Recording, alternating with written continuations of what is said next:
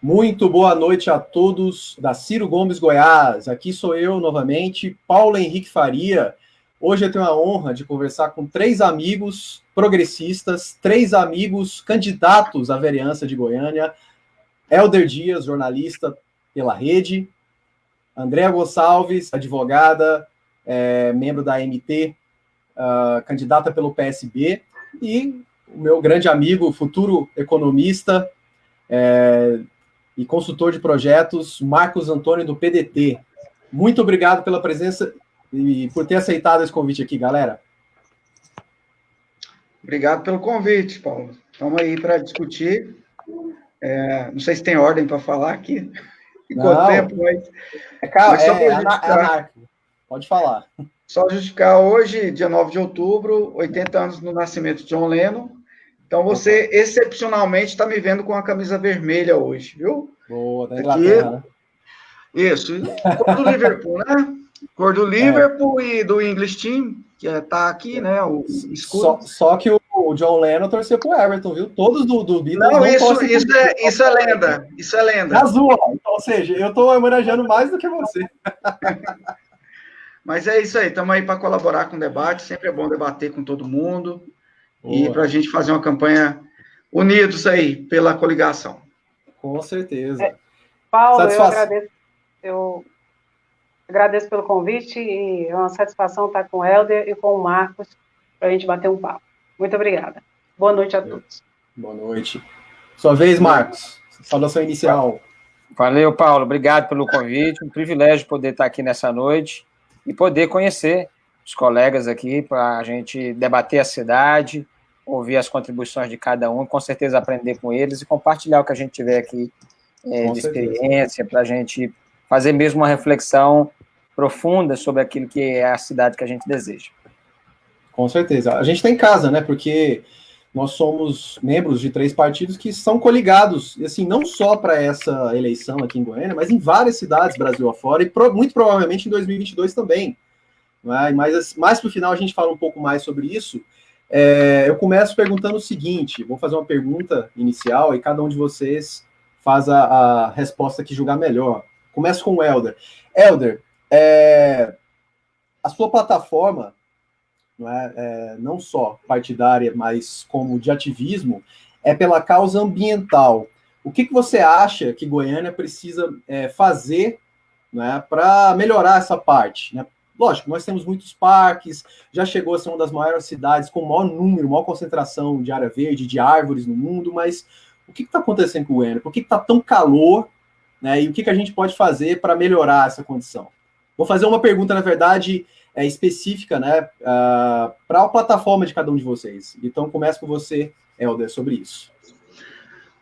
Bom, Paulo, o que tem acontecido com Goiânia é que Goiânia, construída aqui nesse local, planejada para ser construída aqui nesse local, muito por conta dos mananciais que existiam aqui, né? Posso dizer, existiam os cursos d'água ainda existem, os canais, mas o córrego Botafogo, o Capim-Puba, o Anicuns, o Vaca Brava, todos esses afluentes do Meia Ponte, eles eram caudalosos, eram quase ribeirões, né? As pessoas viviam e sobreviviam com a água desses córregos. Verdade. E o adensamento urbano e a tomada dos fundos de vale pelas construções, a drenagem urbana, tudo isso fez com que esse quadro de água, que Goiânia tinha de água caudalosa, água abundante, isso fosse dando lugar a uma preocupação cada vez maior com a questão dos recursos hídricos. Tanto é que hoje a gente tem o crescimento da cidade, né? A união, vamos dizer, esse conglomerado hoje, Goiânia e Aparecida, tudo isso precisa de muita água. E tanto é que se fala que nem a estação construída aqui, né, o reservatório Mauro Borges, ele tem duração limitada. Estou falando no Rio Caldazinha, para abastecer Goiânia, quer dizer, eu penso que o que a gente precisa fazer é o contrário agora, nós precisamos voltar a cuidar dos nossos mananciais originais, precisamos voltar a ter um respeito pela água, em vez de construir marginais, tirando a base daquela orgânica, a base de terreno que é natural para que essa água seja infiltrada, Escoado, a gente precisa abrir esses caminhos novamente, respeitar... E não concretar, né? Porque aí a gente... colocando concreto em qualquer lugar, né? O que a gente tem visto é que o homem invade o espaço da água e a água não vai sair dali, ela vai cair. Quando ela cair, ela vai causar tragédias. Aí a gente sabe que o que aconteceu em São Paulo no ano passado, por exemplo, que foi terrível, né? Aquela enchente repentina que acabou com um prejuízo imenso para a cidade. Isso pode vir a acontecer em Goiânia, numa escala talvez menor, não igual a de São Paulo, mas que vai causar prejuízo também. Então, o que nós precisamos, quando falo em sustentabilidade, vamos plantar árvore, é plantar árvore sim também, mas a coisa é muito maior. E Goiânia é uma cidade que vem se desarborizando. Nós estamos perdendo árvores, né?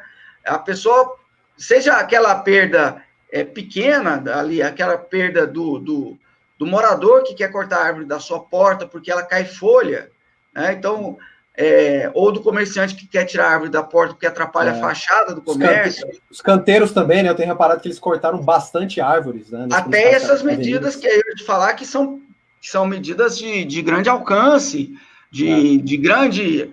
que atinge vários espécimes, como aconteceu na Avenida Goiás Norte, né? Ali pelo BRT, né? Pelo BRT. Um BRT, por exemplo, que acabou com a beleza de toda a avenida. Será que não existia outra solução? É claro que sim, mas essa talvez fosse a solução mais fácil, né? Acabei de falar agora numa live no Instagram, até quero que quem quiser olhar lá depois, foi uma live excelente com o Cláudio Curado, presidente do Sindicato dos Jornalistas, que tem Está nos apoiando, né? Ele está nos apoiando, está apoiando a nossa chapa aí do prefeito Luiz Vaz, né? Pois tomara que esteja com a gente aí, dentro da rede também. Mas eu falo que ele, que o Cláudio, ele tem um projeto de sustentabilidade na fazenda dele, que é algo que pode ser reproduzido tanto fora da cidade quanto na cidade, baseado simplesmente em plantio de árvore, para nascer mais água. Uma coisa simples, né? Mas para nascer água. Factível. Água você provoca o nascimento dela. Quando você planta árvores, se você planta árvores num determinado lugar, aquilo vai se tornar naturalmente um reservatório de água, de umidade, e é isso que a gente está precisando fazer para não sofrer o que a gente vem sofrendo nesse calorão. Certamente. Muito bem colocado. Agora eu vou... Não, tranquilo. Agora eu vou passar a palavra para a Andréa. Andréa, você que foi uma agente da MT, você ainda continua lá ou já saiu? Só me esclarece essa dúvida. Não, eu sou agente de trânsito há quase 20 anos, estou lá, e hoje eu estou estava licenciada porque eu sou presidente do Sindicato dos Agentes de Trânsito já no segundo mandato, e licenciei do sindicato para participar do pleito eleitoral agora. Boa. Bom, então, lógico, eu não podia te perguntar outra coisa. Como melhorar esse trânsito cada vez mais caótico de Goiânia? O que você tem de medidas, de planejamentos, de ideias, né, para esse problema que, queira ou não, ele impacta no urbanismo, né, na sustentabilidade de Goiânia? O Paulo talvez seja um único ponto que o Paulo Garcia, digamos, fez bem, porque todo o resto foi terrível, né? Todo o resto, o básico, ele não conseguiu. Mas nessa parte de ciclovia, ciclofaixas, né, ele pelo menos tentou fazer alguma coisa, né, conseguiu lograr isso. Mas o que você acha que precisa melhorar? O que a gente pode fazer? Eu acho que o grande gargalo do trânsito é uma situação anterior ao próprio trânsito, é uma situação administrativa. O que ocorre? Transformou o órgão executivo de trânsito dentro do município, que no caso é a ICMT, ela foi transformada numa secretaria, ou seja, num órgão. E o órgão, dentro da administração pública, ela não tem autonomia financeira. Veja só a falta de lógica. É um local onde entra milhões de reais por ano, entra ali a partir do trabalho do órgão executivo de trânsito. E esse órgão, ele não tem autonomia financeira para gerir esses valores, como tinha anteriormente, quando era uma autarquia, que tem a autonomia financeira. E o que ocorre? Esse dinheiro, então, ele vai para o bolo do Tesouro Municipal e entra ali no bolo total. E quem gere ele é a Secretaria de Finanças, e não a Secretaria, que é o órgão executivo de trânsito. Consequentemente, a burocracia para esse dinheiro ser revertido para o trânsito, porque o artigo 330, combinado com a resolução 638, fala que o dinheiro das multas tem que ser revestido para sinalização, educação e a fiscalização do trânsito em geral. E a resolução 638 coloca os pormenores do que seria isso. Mas o próprio órgão executivo de trânsito não tem essa autonomia. E outra coisa séria, a fiscalização é difícil, porque o dinheiro entra no bolo total ali. A fiscalização desse dinheiro é muito difícil. Para os senhores terem ideia, em 2018 foram, só em Goiânia, foi um total de 1.050.000 multas. Em 2019 foi um total de quase 1,5 milhão de multas. Nossa. E isso são milhões. São Sem milhões dúvida. e milhões de reais. Muito dinheiro, muito dinheiro. Então, eu penso o seguinte, hoje a SMT está sucateada. Por quê? Exatamente, cadê o dinheiro? O dinheiro é para ser revestido ali. Existe hoje uma flexibilização em 30%, né? Pela desvinculação de receita, 30% pode ser usado para qualquer outra situação. Inclusive, se eu estiver ali na Câmara Municipal, eu vou lutar para que esse dinheiro agora seja revestido para a saúde. Porque hoje eu tenho conhecimento que está sendo revestido para pagamento de folha. Então, eu acho que o grande problema de Goiânia é anterior ao próprio trânsito. Porque falta dinheiro para sinalização, falta dinheiro para educação, falta dinheiro para equipamentos para os servidores em geral. Para vocês terem uma ideia, eu fiz uma denúncia no Ministério Público do Trabalho e a procuradora Milena foi comigo lá na SMT. E nós chegamos lá bem na hora do almoço. Tinha um servidor lá que trabalha na tinta, com tinta inflamável. Quando nós chegamos lá, ele estava esquentando a marmita dele na latinha de sardinha com álcool. Nossa. Bem na hora. Porque não tinha um grave. Micro-ondas fornecido pela SMT. Você entende? Né? Falta de estrutura, né? De zelo por exemplo, com as pessoas. Isso. Agora nessa pandemia, nós tivemos que fazer outra denúncia no Ministério Público do Trabalho, porque os agentes não tinham álcool, não tinha máscara, não tinha nada. O sindicato comprou e depois a gente foi e fez a denúncia no Ministério Público do Trabalho. E eu pergunto, cadê o dinheiro? Se o dinheiro só pode ser revestido e é vinculado para esses campos, cadê o dinheiro das multas? Aí, sabe qual é a pergunta?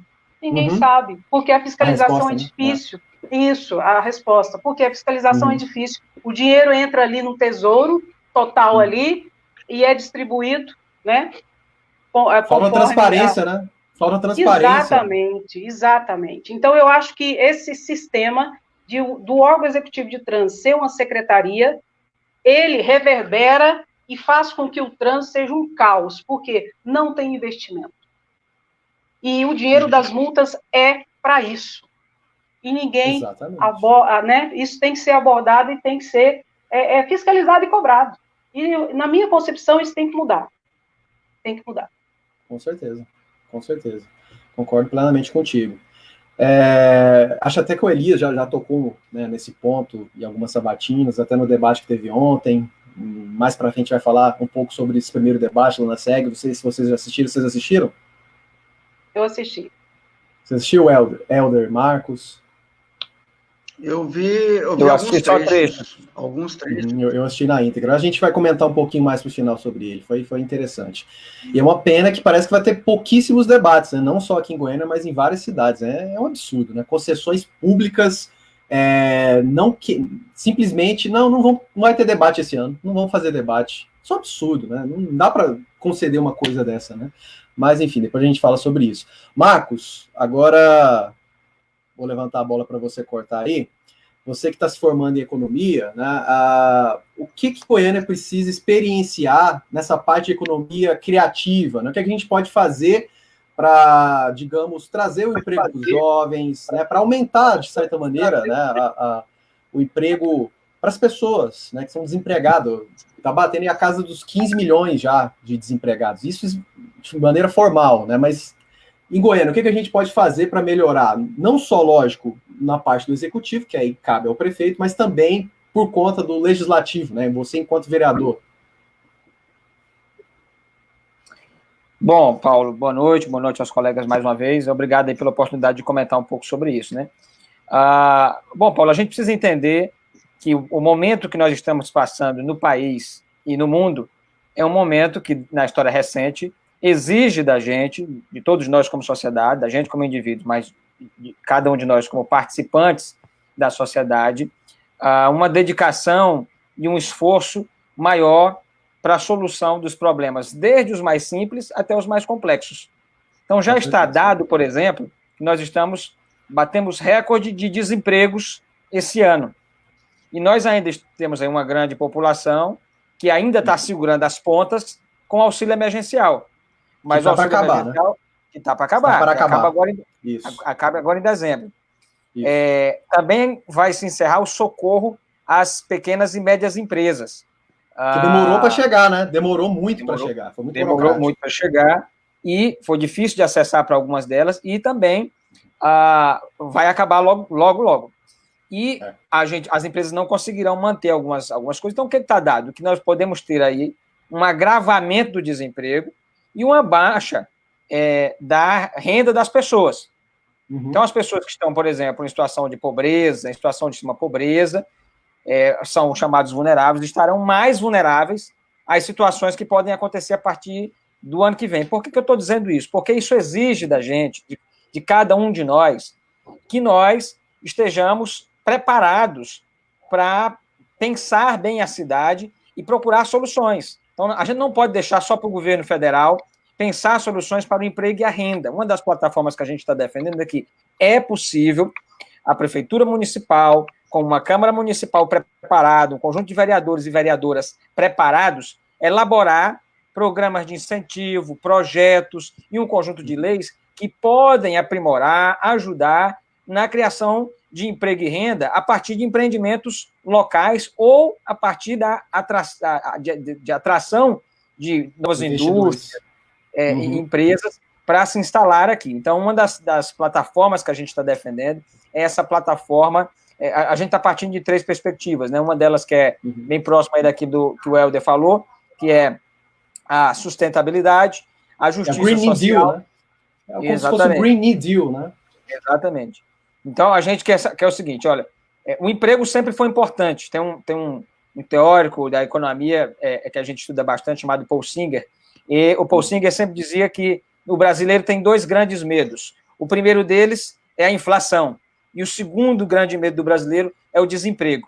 E, então, esse medo sempre passou pela nossa porta, e agora ele está numa situação mais grave. É importante que a gente tenha vereadores e vereadoras preparados para debater esse assunto, não para fugir dele, para dizer, não, isso é problema do prefeito, ou isso é problema do governador, ou isso é problema do presidente. É dizer, não, eles têm maiores responsabilidades nesse processo, mas eu quero estar comprometido com essa agenda para que a gente possa procurar e criar soluções locais para a geração do emprego, da renda, conciliando desenvolvimento econômico com desenvolvimento social. Então, para não tomar também demais o tempo dos colegas, de uma maneira mais geral, é isso que a gente está pensando. À medida que a gente for debatendo aqui, eu vou falando um pouco mais sobre como é que a gente está pensando em fazer isso. Claro. Muito bem colocado. É isso aí, galera. Eu vou fazendo as perguntas, né? E lógico, depois eu vou ler algumas mensagens e também algumas perguntas das pessoas que nos assistem. Né? Já tem por volta de 13 pessoas assistindo simultaneamente. Lógico, a audiência rotativa, não só na televisão, mas aqui na internet também, vai aumentar para 10, 15, 20 vezes isso nas próximas horas, né? Mas outro tópico que eu acho bastante interessante agora eu vou entrar na seara política mesmo, né? Política partidária, né? Que é a nossa visão de mundo, que é a visão progressista de centro-esquerda, não é necessariamente de esquerda, embora eu me defina como um cara de esquerda, né? Eu gosto de muita coisa do socialismo, da social-democracia, até algumas coisas do anarquismo, do comunismo, mas enfim, eu pergunto para vocês o seguinte, como vocês veem essa aproximação dos nossos 3 partidos, o PDT, o PSB e a Rede? Vocês acham que a gente vai conseguir, já nessa eleição, e principalmente em 2022, pensando em nível federal, em âmbito na estadual também, no Executivo, Senado?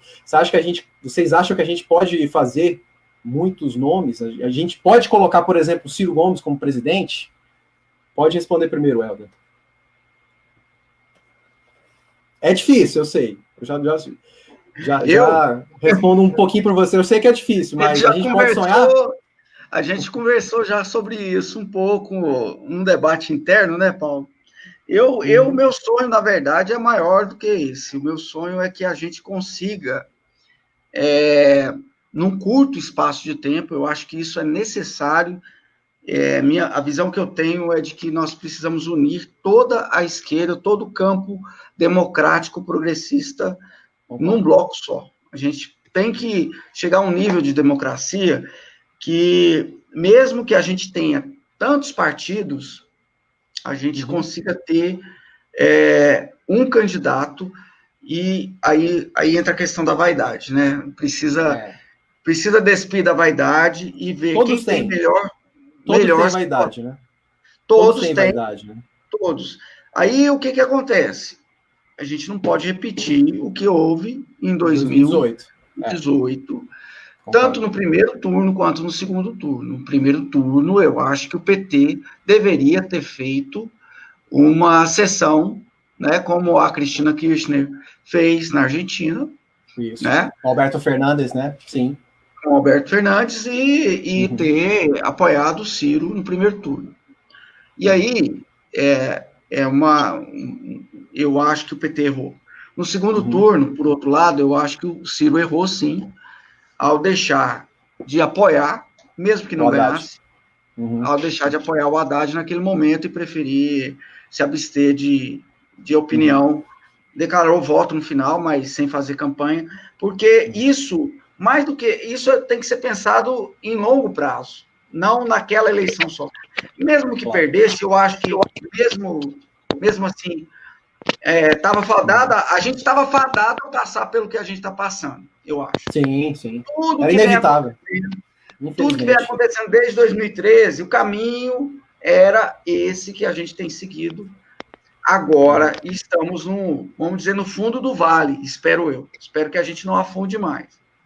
Mas a recuperação mais rápida do campo progressista vai se dar quanto mais união tiver. Eu acho ótimo que a Rede, que o PDT, que o PSB tenham se unido nesse momento, mas acho ruim que essa união acabe por aqui. Eu espero... não pode. Tem que ser duradoura, com certeza. Venha os outros partidos, o PSOL está tendo uma candidatura que precisa ser valorizada lá em São Paulo, com o Guilherme Boulos, né? A gente precisa... O Edmilson também. O Edmilson lá em Belém, que tem chance, que é o favorito para ganhar, inclusive. Já foi prefeito e é o favorito para ganhar agora. 39% dos votos nessas pesquisas. Então, da mesma forma, no Nordeste, quem está melhor no Nordeste lá, ser valorizado, do mesmo jeito. A gente não pode escolher nesse momento, né? Nós não podemos escolher. Tem que ter pragmatismo, né? Tem que ter real política. O cenário é ruim para todos nós. A gente só tem a perder com a desunião. Eu acho que falta muito ao PT se desgrudar do Lula, ou o Lula calçar a sandália da humildade também e falar, olha, vamos trabalhar junto, chamar o Ciro, chamar a Marina, chamar as grandes lideranças de todos os partidos progressistas, né? E juntar num bloco só. Eu acho que isso ainda é possível. Eu espero que, se o Lula resolver alguma coisa, que o Ciro também resolva. Então, aí as coisas começam a se engrenar. Espero que se sentaram para conversar, né? Se sentaram para conversar. Espero que Temos 2 anos. Temos 2 anos para isso. 2 anos. E a direita, infelizmente, os valores da direita não dependem do Bolsonaro, né? Eu falo que o bolsonarismo é maior do que o Bolsonaro. Esses valores da extrema-direita. Então, o reacionarismo, né? A gente está vendo isso agora. Ideologia reacionária, né? A gente está vendo isso agora com a escolha do STF. Está vendo agora. Que eles têm um pensamento muito mais extremista do que o próprio Bolsonaro, que é um político. Ele faz aquele tipo, ele tem muito daquilo lá, mas ele é um político. Então, ele sabe mexer, ele está mexendo bem as engrenagens. Isso que eu tirei esse ponto. A esquerda precisa se orientar. A esquerda precisa se orientar, o campo progressista precisa se orientar. Com certeza. E assim, a autocrítica é óbvio. principal é do PT, é do Lula, como você falou, mas não é só eles, né? A gente também, cada um dos nossos partidos aqui, inclusive o próprio PSOL, porque tem gente do PSOL também que vive em outro mundo, né? Lá no Rio de Janeiro mesmo. Gente, a única candidatura progressista com chance de ir para o segundo turno e vencer é da Marta Rocha. Mas aí o pessoal, mas a candidata lá que é amiga da Marielle Franco, tudo bem, é bacana, mas ela não tem chance, ela só está com 2% na verdade, a coisa começou errada, Paulo, desculpe, quando não foi escolhido o Marcelo Freixo, deram um jeito de desgostar, não sei o que aconteceu, acompanhei pouco, mas para mim, quem seria o candidato nosso lá, independentemente, é o Marcelo Freixo. Ele não quis. É porque ele queria o apoio. Ele queria o apoio do PDT e do PT, e lógico. Ele queria o apoio, é isso que precisa. Mas é que tá, o Helder, ele não ganharia do Paes, viu? A rejeição dele é maior do que a do Paes, só perde para o Crivella, que é tóxico, né? Que quem for contra ele vai ser o Paes, ganha a eleição, né? Porque mas o Paes não é progressista, né? Não é, lógico que não, mas assim, aí que tá. Então, a única candidata com chance de ganhar do Paes é a Marta Rocha. Por quê? Não é um ixifunfink meu. Olha as pesquisas, ela tá com 6% de rejeição, gente. Ela é a quarta candidata mais conhecida do pleito e tem só 6%. O Paes tem 31%, o Crivella tem 58% de rejeição, a Benedita tem 29%. Gente, é números.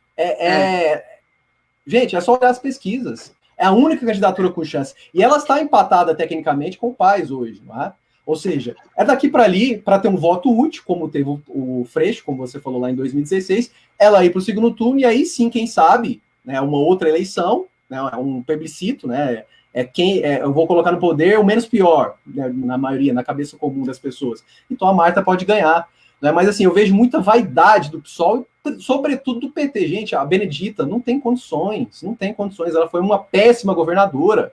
Ela era amiga do Garotinho, aliada do Garotinho, aliada do Cabral depois. Não dá, entendeu? Eu concordo com você, eu acho que falta, né, essa percepção para todos os partidos, não só o PSOL e o PT, mas tem determinados momentos também que, nossa, vou te contar, né, o PSOL e o PT, eles acham que só eles prestam. O sectarismo cega esse grupo político, entendeu? E assim, lá no Rio de Janeiro é muito claro isso, muito claro. Vamos ver se lá, né, Rio de Janeiro é a segunda maior cidade do país, se a gente consegue colocar a Marta Rocha como prefeito, porque vai ser importante até para palanque, até para dar capilaridade, né, para uma candidatura progressista, não precisa ser necessariamente do Ciro, né, porque a Marta é do PDT, mas para um outro candidato, digamos que o Ciro não vá para o segundo turno, vá o Haddad, ou vá outro nome, vá o Dino, acho difícil o Dino prosperar, mas enfim, digamos que seja ele. A Marta, sendo prefeita, vai dar um ótimo palanque para ele no segundo turno. Agora, se for o Paes, gente, o Paes vai apoiar alguém do DEM, vai apoiar o Moro, vai apoiar o Mandetta, ou até o Bolsonaro, se for para reeleição, entendeu? Então a gente tem que começar a pensar mais pragmaticamente. Eu vejo que o PSOL e o PT, na maioria dos casos, não pensa assim. Concordo com você que o Boulos também é um ótimo candidato, mas ele não tem chance de ganhar, gente. Não tem. Não vou nem advogar aqui o Márcio França também, que eu acho que o Márcio França não vai para o segundo turno, e se for também, dificilmente ele ganha do Russomano ou do Covas, entendeu? Mas a gente tem que se posicionar, a gente tem que dar um jeito de se unir. O Boulos está com 12, né? Não, mas é que tá. Isso é menos da metade do que o Covas, que é o atual prefeito e segundo colocado, tem. É muito difícil ele conseguir romper isso. A gente sabe da tradição de desidratação do Celso Russomano. Mas o problema é esse, né? O Russomano, ele abraçou o bolsonarismo. O bolsonarismo ainda tem força lá em São Paulo. O bolsonarismo vai perder em várias cidades do Brasil. Não, vai, com certeza. No Nordeste vai ser que uma seja em São Paulo. Porto Alegre, Porto Alegre mesmo. Já que a gente está falando disso. O Boulos, eu não desprezaria a chance do Boulos ainda, não. Eu acho que... Não, claro, eu acho difícil. Lá em São Paulo, com 12%, no pessoal com 12% em São Paulo... E olha que São Paulo gosta de escolher um candidato, se vê que está assim, meio... São Paulo gosta desse candidato outsider. A gente sabe disso. Nunca reelegeu ou de direita? Nunca reelegeu ninguém. São Paulo, né? Salvo engano. Acho que não sei se o Serra. Acho que nem o Serra. Nem o Serra, porque ele saiu. Ele saiu antes. Então, nunca reelegeu ninguém. Então, é bom a gente pensar que... O Kassab, só o Kassab, né? Porque o Kassab pegou no meio... Mas o Kassab não foi eleito, né? Ele não foi eleito. Ele pegou no meio e foi reeleito. Sim. Ele foi o Paulo Garcia da ocasião. Exato. Inclusive foi ruim que nem ele. Mas assim, só para fechar a sua fala e já passar a bola também para os nossos companheiros aqui, lá em Porto Alegre mesmo, é uma pesquisa recente agora, a Manuela Dávila, essa sim tem chances reais de vitória, está em primeiro, com boa vantagem lá, do nome do PCdoB, e lá 50% das pessoas acham ruim ou péssimo o governo do Bolsonaro. Então é sintomático, ou seja, ela tem grandes chances de ganhar sim a eleição em Porto Alegre. Isso vai ser muito importante. E assim, o que eu percebo também, só para fechar essa parte, é que, por exemplo, ela e o Orlando Silva, que é deputado federal, também candidato à prefeitura lá em São Paulo pelo PCdoB, eles não ficam atacando o Ciro, eles não ficam procurando a carteirinha de esquerda, como o próprio Boulos, como o pessoal lá do PSOL também tem feito, entendeu? Então a gente tem que parar com essa picuinha, gente. Senão a direita vai prosperar por muito tempo, né? Mas, enfim, vou passar a bola agora para André. André, o que você acha aí dessa junção desses três partidos? Você acha que a gente pode eleger vários vereadores, prefeitos, e em 2022 tentar colocar o nosso nome na presidência? Assim, eu acho perfeita essa união. Eu acho que é necessária, né? E eu acho que ela pode ter chance, sim, de ser exitosa. E, com certeza, eu acho que é um começo, né, de um projeto. Agora, eu vou ser muito sincera com vocês. Hoje, eu não estou falando a posição do PSB, eu estou falando a minha posição. A pessoa mais preparada hoje é o Ciro Gomes. Só que, ao mesmo tempo, eu não acredito que o PT e que o PSOL vai calçar a sandalinha da humildade, não. Não vai. É difícil. Então, eu acho que o Ciro Gomes ele tem que continuar fazendo o trabalho que ele está fazendo, mas não tem muita perspectiva a partir de PT e PSOL. Eu acho que, assim como a extrema-direita é muito perniciosa, a extrema-esquerda também é muito perniciosa. E não é nem pela ideologia em si, mas pela vaidade. Sectarismo também, né? Isso. Então, eu não acredito que vai haver essa junção a esse nível. Não acredito. Mas eu acho que é muito importante... Não no primeiro turno, né? Talvez em segundo, né? Em segundo turno aí já é outra conversa, mas no primeiro turno eu acho que vai ser difícil. Mas para mim hoje o melhor nome seria com certeza Ciro Gomes. Porque o Ciro, assim... Só mais um, mais um detalhe. E o grande problema foi, como você disse, o PT não ter feito a autocrítica e até hoje não ter reconhecido os seus erros, isso é muito grave. Porque ele não reestrutura e não começa do zero, ele fica jogando areia numa situação, tentando tampar uma situação que foi real. Infelizmente, o governo petista corrompeu-se, se deixou corromper, e isso tinha que ser feito uma autocrítica, sim, e a partir disso ter novas mudanças, reconhecendo esses erros. Mas, infelizmente, não houve. Por isso que eu acho que não vai haver. Pelo menos no primeiro turno, nacionalmente, eu não acredito que eles vão calçar a sandalinha da humildade e querer compor, por exemplo, com Ciro Gomes, não. Isso, não, eu concordo contigo. Infelizmente, eu também acho assim, para quem me acompanha, né, o Marcos sabe bem, já me conhece há algum tempo, a gente tentou fazer essa união, né? O Marcos, para quem não sabe, ele vai até falar um pouco mais sobre isso, mas ele trouxe em 2017 o Ciro, o Suplicy e o Haddad para palestrar aqui na UFG, no Eneco. Eu fiz essa ponte, eu levei os três na Interativa, né? Deu o que falar, deu muita repercussão, viralizou a entrevista, sobretudo do Ciro. Eu cheguei até a entrevistar o próprio Haddad. A gente queria essa chapa Ciro Gomes presidente com o Fernando Haddad vice. E assim, até o próprio Haddad confessou que meses antes da eleição ele também aceitaria isso. Só que o Lula não deixou, né? Infelizmente. Eu não vou ficar falando aqui do Lula, né? Todo mundo sabe o que eu acho, quase a mesma opinião que o Ciro tem, a minha, em relação ao Lula. Eu acho que ele, infelizmente, a vaidade dele, né, tá cegando, tá atrapalhando demais, é uma grande pedra no caminho da esquerda brasileira. O próprio Brizola também já fazia essa crítica lá nos anos 80, nos anos 90, né, enfim, infelizmente, o Lula continua dando murro em ponta de faca. Mas, Marcos, o que você acha dessa perspectiva aí, dessa junção desses três partidos, pensando nessas eleições e, claro, em 2022? E fala também sobre esse Eneco aí, que foi marcante. Bom, em primeiro lugar, assim, considerar aquilo que os dois colegas também já falaram. Eu também já fiz uma consideração dizendo que é grave o momento que a gente está enfrentando como sociedade e que a gente precisa, de fato, ajudar as pessoas a fazerem a reflexão sobre quais são os valores e quais são as nossas necessidades reais, e cruzar isso com os melhores projetos para o Brasil. Claro.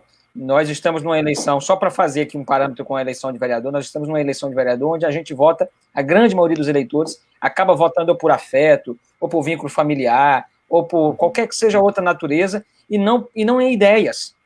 Não a gente precisa ajudar. Exato, a gente precisa ajudar os eleitores dessa eleição tão comum, tão real, tão próxima da gente, a dizer assim, olha, você vai votar no fulano, no Cicrano, na Beltrana, sim, mas quais são os projetos, quais são as ideias? Ah, eu não sei, é meu parente, vai me ajudar.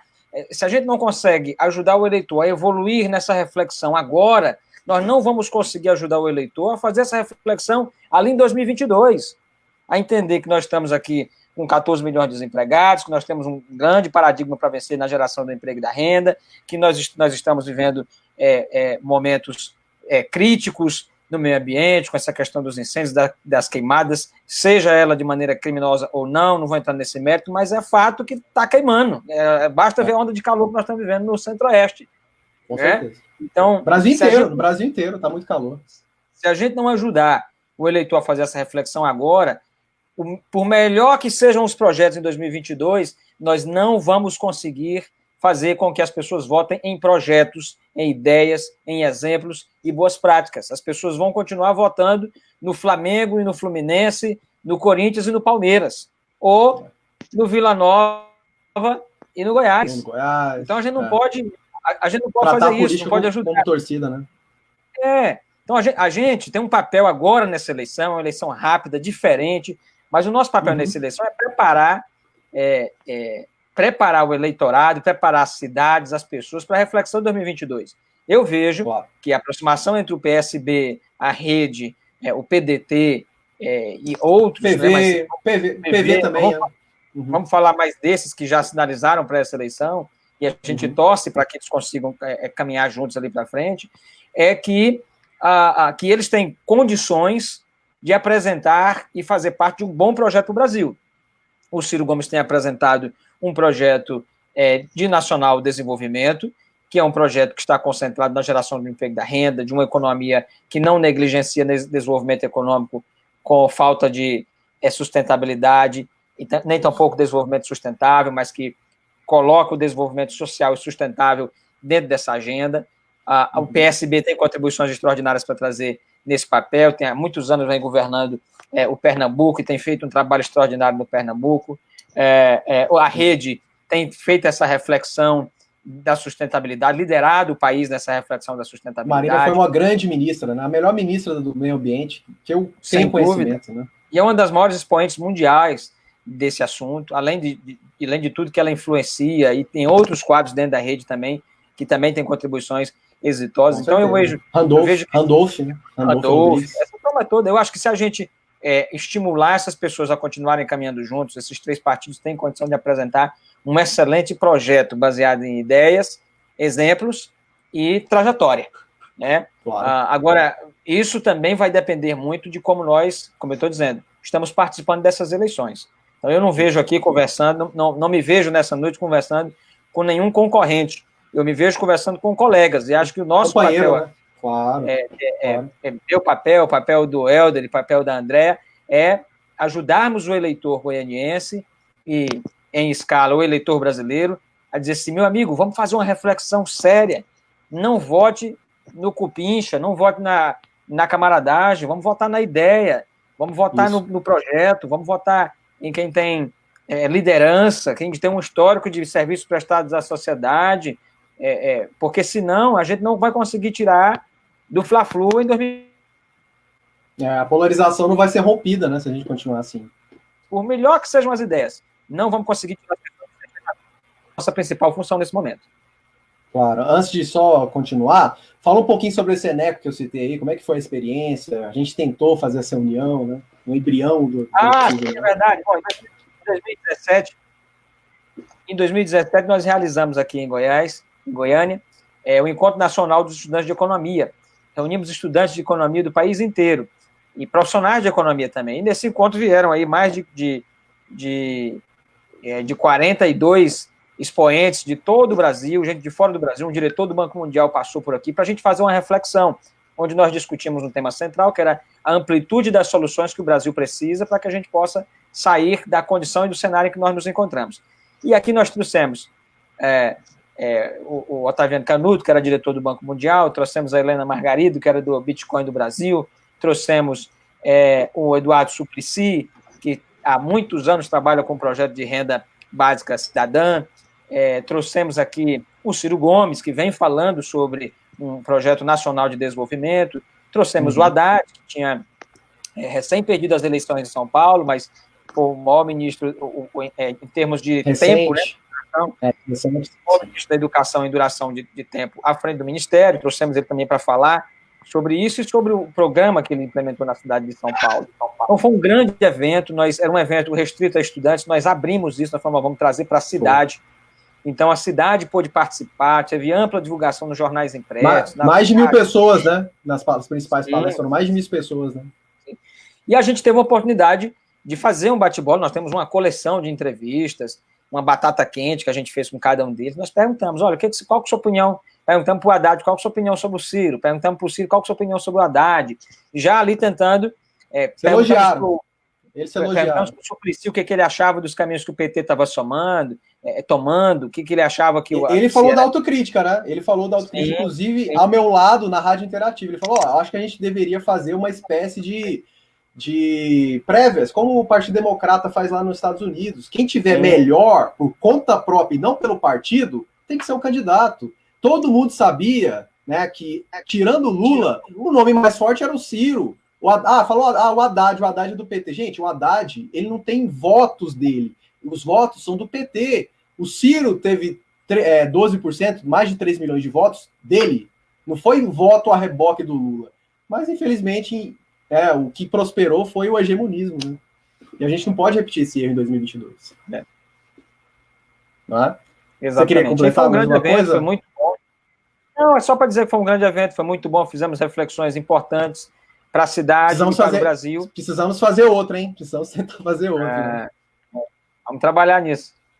Não é? Quem sabe? Fez um barulho aquele. Quem sabe ano que vem, ou 2022, mas a gente não consegue fazer alguma coisa nesse sentido, né? Foi importante.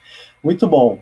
Bom, antes de a gente passar para o próximo tópico, eu vou ler aqui algumas mensagens e algumas perguntas da nossa audiência qualificada. O Graciano Arantes, grande Graciano, esmeraldino também, né, Helder? Você conhece bem ele, né? Professor de música, gente boa. Parabéns ao grupo Professor Graciano. Torcedor do Uberlândia também. Legal. Uberlândia, bela cidade. Estádio do Mineirinho, né? Do ótimo Guaraná. Parque do Sabiá. Isso aí. Do Parque do Sabiá. Isso aí, ele manda o seguinte: parabéns ao grupo de debatedores, especialmente ao Paulo Henrique, que está à frente do evento. Muito obrigado, Graciano, pela generosidade. A Jéssica Aira, ela manda o seguinte: boa noite, fechado com a Andréa Gonçalves, vereadora Goiânia. Andréa Gonçalves, vereadora. Boa. Sou sua fã aí, Tamo junto. Boa. O perfil de apoio seu mandou o seguinte: André, por favor, fale um pouco sobre as perdas para os servidores públicos municipais com a reforma da Previdência Municipal. Você já quer responder essa? Quero. Eu acompanhei de perto essa demanda aí, fui na Câmara Municipal, fiz manifestação, tomamos lá o plenário, fizemos várias situações tentando barrar essa reforma da Previdência, foi implementada em 2018. E ela só foi aprovada porque o Romário Policarpo, que é vereador ali. Presidente da Câmara ainda. Isso. Logo depois ele conseguiu a presidência da Câmara, coincidência. No momento do voto, foi de 17 votos a 18. No momento do voto, como ele é um sindicalista, ele era presidente do Sind Goiânia. Agora parece que licenciou, ele era presidente do Sind Goiânia, e ele estava apoiando os trabalhadores, e era contra a reforma da Previdência. Só que nos bastidores, a sessão foi suspensa, e eles foram para salinhas lá, eu estava lá, por isso que eu estou falando. Foram para salinhas foram para salinhas ali da Câmara Municipal, com a sessão suspensa, aí quando voltou, ele havia mudado o voto dele, então foi por 18 a 17, o projeto de lei complementar 31, ali na Câmara Municipal aprovada. Eu acho que a grande reflexão que nós temos que fazer isso para as pessoas que estão aqui, que vão ver essa live, se é trabalhador, se é servidor público, gente, não pode votar nesse tipo de pessoas. Não que ele não poderia ter a posição dele, ele poderia, mas ele virou de uma hora para outra. Ele traiu o movimento, né? Isso, depois que saiu da salinha, voltou à sessão, e lá, então, ele votou a favor da reforma da Previdência. E é um dos caras que está fazendo lobby para aprovar esse plano diretor e a qualquer custo, né? É sempre bom salientar isso. A gente sabe que eles querem regularizar lotes ali, espaços vazios, lotes irregulares. É um bom mote. Né? É um bom mote para a gente discutir aqui. Vamos falar daqui a pouco sobre isso. É importante. Então, assim, e essa proposta da Previdência trouxe vários prejuízos. Colocou, por exemplo, na questão da pensão, idade mínima, né, para você ter a pensão vitalícia, assim como é o modelo da reforma da Previdência Federal, enfim, uma série de situações que trouxeram prejuízos graves para os servidores. Mas, infelizmente, só para encerrar, muitos servidores não sabem disso. Sabe quando que eles vão saber? Quando eles forem solicitar sua aposentadoria ou sua pensão. Exatamente. Isso é o mais triste. Então, a gente precisa se conscientizar e buscar conhecer as situações, como o Marcos falou, se conscientizar mesmo do que está acontecendo. Porque, senão, vai votar porque é amigo, vai votar porque deu um caminhão de terra, porque isso ainda acontece, lamentavelmente, vai votar porque é simpático, porque dá um tapinha nas costas, é o bom companheiro, e a pessoa não vê aquilo que a pessoa fez. Então, eu acho que isso realmente tem que mudar. É coisa séria, né? Política é coisa séria, não é uma troca de favor. E eu estava indignada, a Câmara Municipal estava lotada, e mesmo assim houve essa manobra na cara dura, ali na frente de todo mundo que estava ali. Então, é uma falta de respeito, e para um sindicalista que fala que defende os trabalhadores, os servidores, fosse quem fosse, é realmente uma posição vergonhosa. É um absurdo, não, com certeza. Com certeza. E assim, cabe a todos nós, né, nós, enquanto comunicadores, né, embora eu e o Edelson sejamos jornalistas, mas vocês dois são ótimos comunicadores também. A André, para quem não sabe, ela tem uma potência no YouTube, tem um canal com mais de 500 mil inscritos, né, que tem crescido muito, você tem postado cada vez mais, né, e assim, postado vídeos com conscientização mesmo, que é o que você acabou de expor aqui. Não, o Marcos também, muito bem, sempre fazendo live, dando entrevista, vai visitar o Papa agora, depois das eleições, né? Veja só, a moral do cara. Veja só. Dando entrevista na TV, é isso. A gente tem que aproveitar esses espaços até para isso, para falar ao cidadão. Né? A gente não pode só esperar os nossos líderes, não pode só esperar o Elias Vaz, né? o Carlos Lupe, o Ciro Gomes, a Marina, o Molon. A gente tem que também se posicionar, ocupar os espaços, né?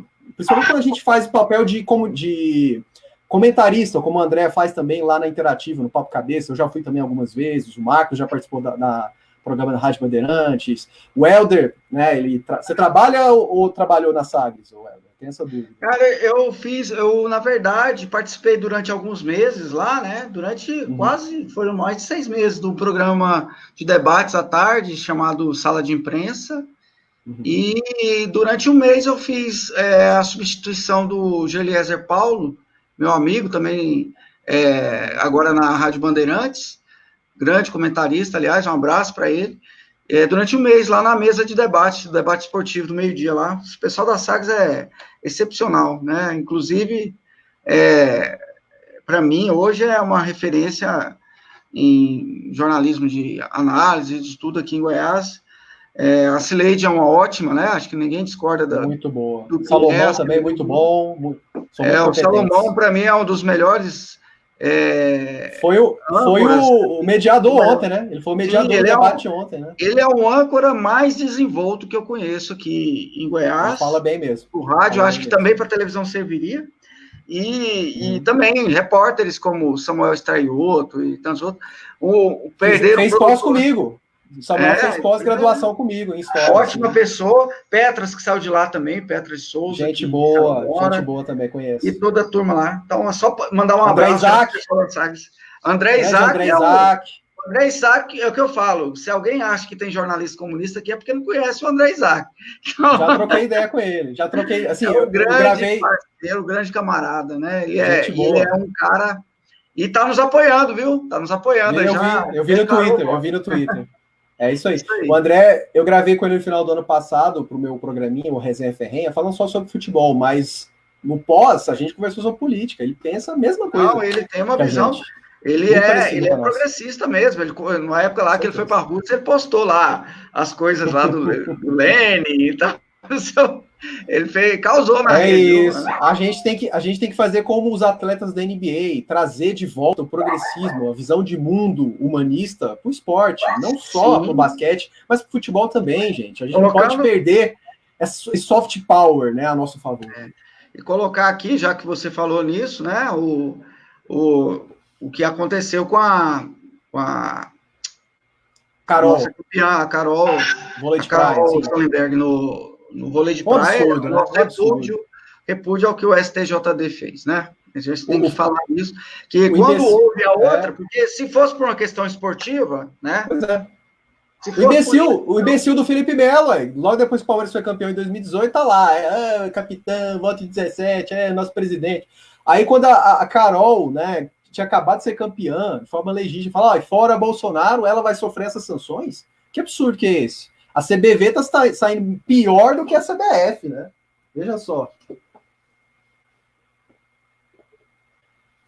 Vamos seguindo, mesmo assim. Vamos lá. Vamos ler mais algumas mensagens, a gente falar sobre o plano diretor, que você trouxe muito bem, uma ótima ideia a gente falar sobre isso. O Ayrton, grande militante, amigo nosso aí, né, Marcos? E Esmeraldino também. Você conhece ele? Ele é bem esmeraldino. Caramba, ele é torcedor fanático. UFG. Gente boa. Faz ciências sociais lá na UFG. Olha, 3 grandes candidatos para representar bem a população na Câmara Municipal. Ó. E generoso, ó.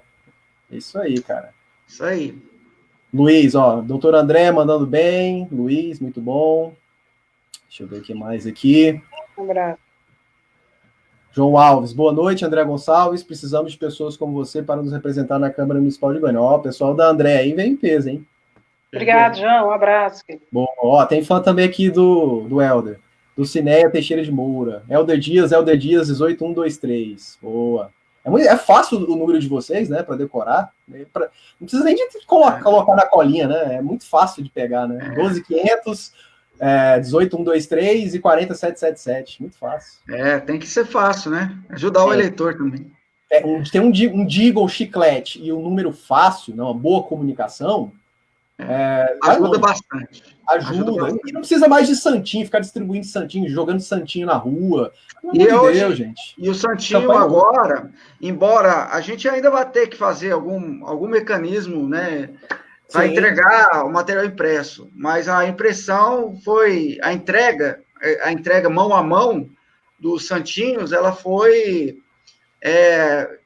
vamos dizer, não recomendada pelo TSE. Até por questão sanitária, né? Isso. E não precisa, gente. A gente pode fazer hoje, já tem, né? Na verdade, santinhos digitais. Você joga para a pessoa lá um arquivo de PDF, ela consegue acessar todas as redes sociais e tem um número e a foto do candidato. Ou seja, não precisa mais de santinho físico, né? O grande problema é que a gente, isso ainda, por mais que a gente ache que não, porque a gente vive, nós estamos aqui no meio digital, mas isso ainda é uma realidade para a minoria ainda, né? Não, claro. Assim, não quer dizer que a gente tenha que extinguir de vez, mas assim, quando a gente precisa ser refém dele, né? Paulo, quando a gente pensa que a Prefeitura de Goiânia até agora não conseguiu estruturar um meio de levar a educação, a instrução para os alunos, depois de 6 meses de pandemia, não consegue, aquele aplicativo não funciona, professor o dia inteiro estressado, aluno que não consegue hora nenhuma, que o pai não tem celular, que tem que... Então, tá uma bagunça, então a gente tem que pensar também que, infelizmente, a gente ainda não tá... Goiânia não é a mesma para todo mundo, né? Não é, infelizmente. A gente teve boas gestões, né? Eu posso falar aqui abertamente do professor Darcy Accorsi, né? Infelizmente a filha dele não aprendeu muito com o pai, né? Mas enfim, eu não vou falar mal da Pedro Wilson também, viu? Vou colocar aqui. O Pedro Wilson, sim, tem ressalvas. Ele teve uma boa administração que foi rechaçada porque ele tinha uma equipe muito ruim de comunicação. Então. Não só de comunicação, né? Olhe bem como foram as escolas que foram construídas durante a gestão do Pedro Wilson, os CIMEIs que foram construídos, e compara com os que foram feitos depois, para você ver que tinha qualidade, que não era coisa meia boca, e outras áreas. Aí a gente discute questão cultural, e que depois foi desfeito. Então, é assim, mas o marketing não funcionou. E aí a coisa virou aquela história do parado. Não, e até assim, a gestão anterior, após o Darcy e antes do Pedro, foi do professor Neon Albernaz, também foi boa. Eu lembro, eu era criança, eu cheguei a jogar naquelas escolinhas de iniciação esportiva, né, aqui me faz ouvir onde eu morava. Assim, foi uma boa gestão. As 3 gestões foram boas, né, com algumas ressalvas, mas em geral foram boas. Até a do Íris, de 2005 a 2010, né, foi boa. Depois, gente, ladeira abaixo. O Paulo Garcia foi um péssimo prefeito, péssimo. A única coisa boa, como eu falei lá no início, foi essa questão de mobilidade, que ele tentou mexer alguma coisa e, de certa maneira, deu certo, mas em todo o resto... Né? Mas em todo o resto ele não conseguiu fazer. Né? O maior legado, para mim, do Paulo Garcia, o legado positivo, porque tem legados ruins, né? Porque diz que o Íris vai deixar muito legado, mas vai mesmo, muita coisa ruim. Claro, mas claro. Do Paulo Garcia, o maior legado para mim, positivo, foi a instalação das ciclovias de uma forma mais sustentada, né? Mais contínua, e a questão das bicicletas, que continua aí, do contrato com a Unimed, que já foi no finalzinho, mas que você pegar, eu usei bastante quando eu trabalhava no Jornal Opção, para sair da Praça Universitária e deixava ela lá no Areião. Então, é muito gostoso andar de bicicleta em Goiânia. Se você tiver segurança, então imagina como vai ser. Pois é plano, exatamente. Você passa pelos carros assim, aquele monte de carro parado, você sai lá do Areião e vem para Goiânia. A Chateaubriand é desse jeito, né? A Chateaubriand é exatamente assim. Você vai direto, é ótimo. É verdade, é verdade. Bom, então, assim, vamos para o último item aqui, antes da gente fazer as considerações finais. Vamos falar um pouquinho sobre os debates de ontem, né? E, lógico, vou dar aí uns 2 minutos para cada um falar por que tem que ganhar o voto de vocês que estamos assistindo e vamos assistir a posteriori. Mas, assim, vamos falar sobre o plano diretor. Vou começar com você mesmo, Helder, já que você propôs esse assunto. Por que diabos tem esse lobby lá na Câmara Municipal, né? Eles querem aprovar de qualquer jeito. Até a doutora Cristina, a gente não pode alisar, né? Infelizmente, ela errou. Não. Ela errou. Tudo bem que estão sacaneando ela para ela não deixar ser candidata. Ela tem que ser candidata. Mas ela errou, né? Ela votou a favor da diminuição da zona rural. Isso é um absurdo. Eu acho que não tem desculpa, Paulo. Não tem. Não tem desculpa. Sabe por quê? O que ela disse é o que está escrito no jornal. Eu não conversei com ela. Quero dizer aqui que eu prezo muito a doutora Cristina. Já apoiei ela. Boa política. Eu declarei voto para ela em 2018, para deputada estadual. Eu votei nela. Consegui alguns votos para ela, eu acho. E ela estando no PSDB, hein? Ela estando no PSDB. Do Marconi. Então, mas assim, ela saiu do PSDB e foi para o pior. Aí tipo assim, ela conseguiu piorar o partido. Ela quase entrou no PDT, viu? Não sei se você sabe, Helder. Ela quase entrou no PDT. Pois é. Então, assim, eu não entendi como é que você vai para um partido que tem Magda Mofato, que já tinha feito o que tinha feito com o Valdir 4 anos antes, e quer apostar na fidelidade dela no partido que tem nacionalmente Valdemar Costa Neto. Partido liberal, né? Não dá, assim, não combina com a figura dela. Outra coisa que não combina com a figura da doutora Cristina, e assim, eu volto a falar, é uma pessoa que eu admiro pela história de vida dela, por muitas coisas que ela fez no mandato dela, mas essa atitude não combina de dizer que que não prestou atenção no que estava votando, que estava tomada pela candidatura, pela pré-candidatura, e não soube direito, não leu, não sei. Não, ela é vereadora. Ela é vereadora. Se ela vai ser candidata, pré-candidata, é outro mandato. Por enquanto, ela tem que fazer bem feito. O Elias Vaz mesmo, ele é candidato a prefeito, mas ele, ao mesmo tempo, ele não esquece das coisas lá da Câmara. É o melhor parlamentar que a gente tem lá. O Elias é o melhor parlamentar. Disparado. Em Goiás, disparado. No Congresso é o melhor. Agora, não pode. Assim, se um dia eu fizer isso, falar, olha, não, eu tô aqui eu esqueci, eu não votei porque eu estava desconcentrado, estava fazendo outra. Peraí, sua função é ser vereador, né? Então, pelo menos uma suspensão você merece não fazer a coisa direito, não é? Não é. Se abstém, né? Se abstém, não vou fazer. Não, peraí, eu não entendi direito a parada. Agora, peraí, o que acontece, e aí a gente tem que ver os subterfúgios, né? O submundo da coisa. Nós estamos no ano eleitoral. votar uma coisa dessa agora é muito impopular, certo? Muito. Então, o que acontece? O assédio para aprovar isso logo, para passar no carreirão, aproveitar a pandemia e tudo isso, levar a boiada, é muito grande. Né? Eu já cobri pelo Jornal Opção, eu já cobri a votação, por exemplo, das mudanças, e aí foi o ponto pior do Paulo Garcia, em 2013, quando ele foi eleito, né? Ele tinha acabado de ser reeleito. Reeleito, isso. E votou a mudança do plano diretor, aqui para a região norte, que é a minha região, acabando com as chácaras aqui próximas, porque ficou permitido qualquer ocupação aqui. Então, veio aqui a Hipermarcas e construiu o centro logístico dela aqui. Então, veio Arisco, que depois virou Unilever, Cargill, etc., está aqui tomando de caminhão aqui uma área de nascentes. Até o shopping, né, Passeio das Águas também tem esse problema, né? Então, assim, e aí para terminar essa parte, para falar de plano diretor, porque o tempo está correndo, só para dizer o seguinte, Goiânia é uma cidade 8 vezes menos densa do que Buenos Aires. Buenos Aires, ela cabe, se Buenos Aires tivesse a área de Goiânia, ela poderia ter uma população 8 vezes maior. A população de Buenos Aires, ela está condensada no espaço de 1/4 da área de Goiânia. Então, por que Goiânia precisa se expandir mais? Não precisa, né? Precisa saber usar melhor os espaços que já tem, né? Não, e qual é o objetivo de instalar um bairro novo, distante, que a pessoa demore 2 horas para chegar no serviço, 2 horas para voltar para casa, perde a convivência com os filhos, perde a convivência com a esposa ou com o marido, né? Perde a convivência familiar, 4 horas por dia, chega lá, não tem rede de esgoto ainda, não tem ônibus que presta, não tem delegacia, não tem posto de saúde, não tem nada.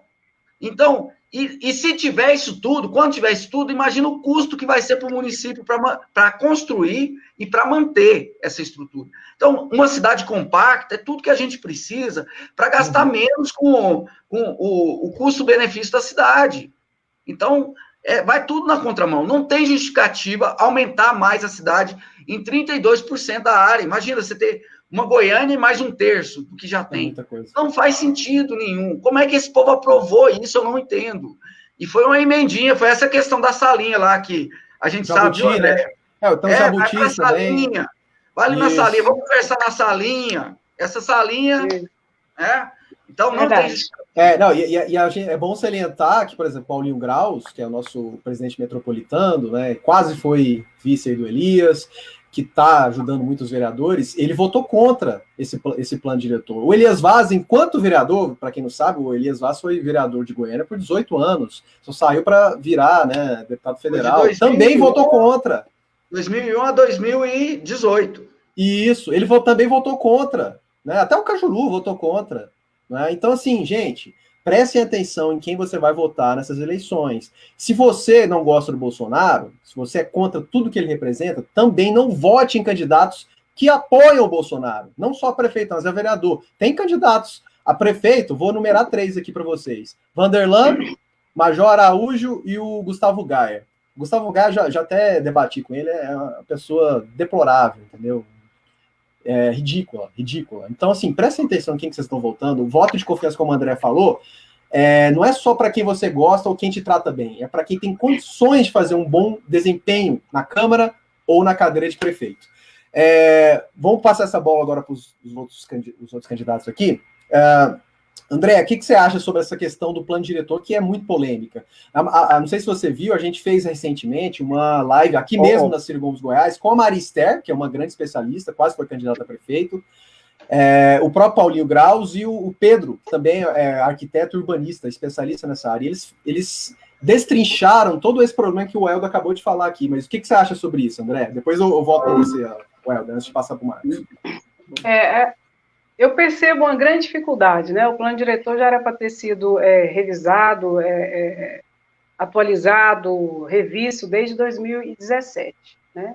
Conforme o Estatuto da Cidade prevê que de 10 em 10 anos ele tem que ser reformulado, enfim. Mas ali existe uma grande dificuldade, na aprovação e na revisão desse. É lógico que tem a parte técnica, que realmente é técnica e precisa de muito estudo, muita audiência pública e tudo. Mas existe uma parte política que segura a situação, que me parece ser por interesses diferentes do interesse da coletividade. Por exemplo, Goiânia tem, sim, vários loteamentos clandestinos. Tanto é que na Prefeitura de Goiânia tem mais de 108 processos administrativos pedindo a regularização de lotes.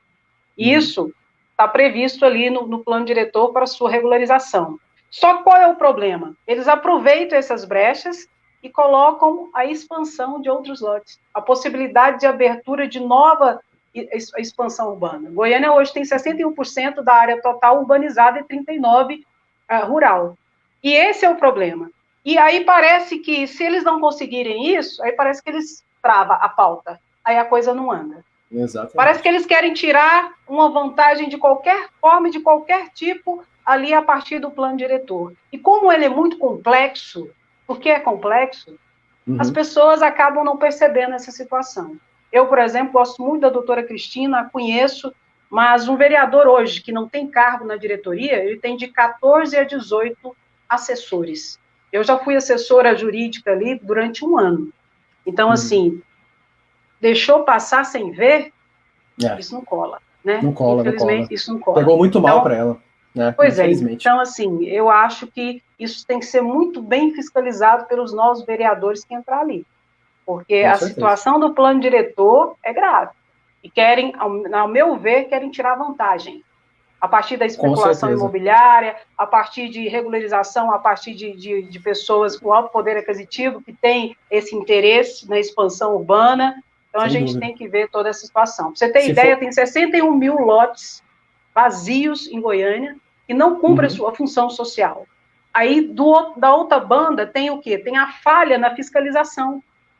Cadê a fiscalização? E quando percebe, tem um loteamento já tudo pronto.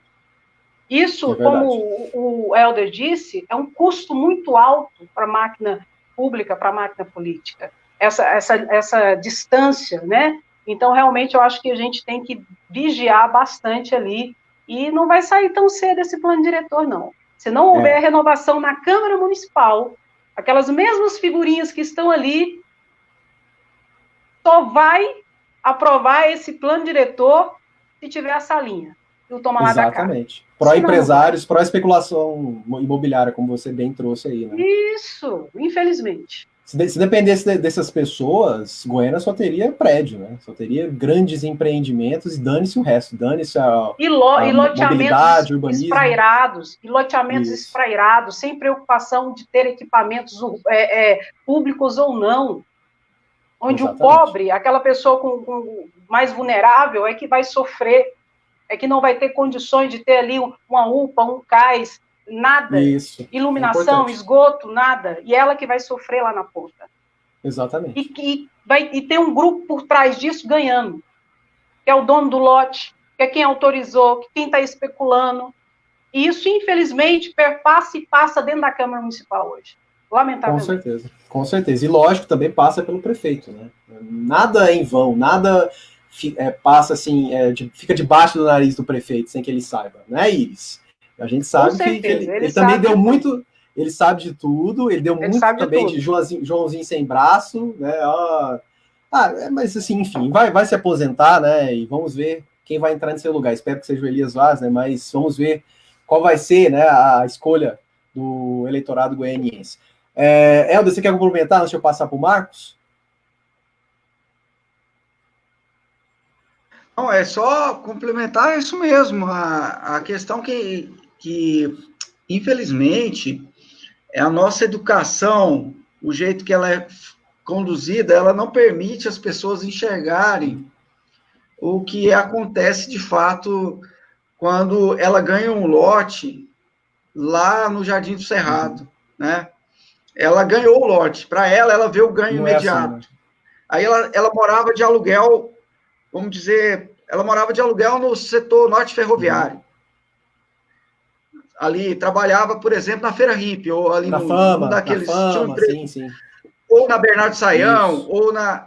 Podia ir a pé para o trabalho, mas ela pagava o aluguel. Agora não, agora ela tem um lote, ela ganha financiamento, vamos dizer que ganhou Minha Casa Minha Vida, ganhou financiamento e tal, vai construir a casa.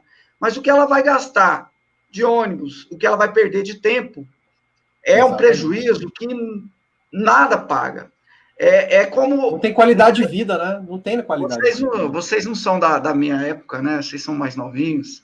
Mas no programa do Silvio Santos, tinha um quadro do programa das crianças. Tinha um foguete, a criança entrava dentro do foguete eu sei qual e escolhia. Sem ver, ela dizia sim ou não quando acendia uma luz. Uhum. Então, lá, por exemplo, tinha a bicicleta, tinha um patinete, tinha isso, e tinha também a casca de banana, um pneu furado, uma coisa assim. Uhum. Então, é como se o cara, sem saber, ele ia lá, escolhia o lote e trocava a bicicleta, igual essa criança, por uma casca de banana. E aí, não vai ter mais posto de saúde perto, como teria se morasse no ferroviário, não vai ter escola perto, como teria se morasse no ferroviário, não vai ter mais delegacia perto. Então, é aquilo que aparentemente é bom, mas na realidade, essa expansão urbana, ela não... Eu estou dizendo, eu não estou entrando nem na questão ambiental, né? Uhum. Que é a minha praia.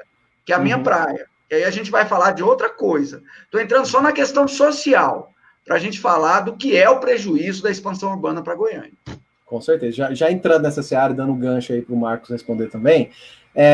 Então, Marcos, como é que você vê, né, esse plano diretor, né, os danos que eles trazem, né, dessa maneira que eles querem aprovar para a causa social, né, para até o que o Helder falou aí sobre a qualidade de vida dessas pessoas? O que a gente pode contornar e fazer para que tenha-se um plano diretor realmente bom, na sua opinião? Paulo, eu quero assim já aproveitar aqui e vou emendar duas coisas nessa minha fala, vou fazer esse comentário sobre esse tema e já vou aproveitar, se vocês me permitem, fazer minha consideração final, que eu estou com outro compromisso. Claro, aqui, eu também. Tinha conversado, e aí eu pro final. saí, tá? Uhum. Mas eu queria, assim, sobre essa questão que o Helder falou, é porque a gente precisa popularizar as reflexões e as discussões da cidade. Começa na seguinte: por que a pressa para decidir o futuro de 1.600.000 habitantes em plena pandemia, em um assunto em que nós vamos ficar aí pendurados de 5 a 10 anos nele para fazer uma revisão decente? Porque uma nova revisão, sim. Então, a gente precisa levar isso para a população. Por que esses caras estão às pressas? Os motivos de ser aprovado com pressa precisam ficar transparentes. Exatamente. Qual é a urgência? Quem se beneficia com esse projeto sendo votado às pressas? Quais são os segmentos que estão pressionando? Quem são os vereadores que votaram e por que votaram? Uhum. Eu vejo aqui, assim, só para comentar aqui na direção que o Helder falou, que a doutora Cristina, ela é notadamente reconhecida como uma das melhores vereadoras de Goiânia. Médica, sim. E mesmo a doutora Cristina foi pega e está na capa do Popular. Você voltou, eu nem sabia que tinha assinado, mas como assim? Como assim, né?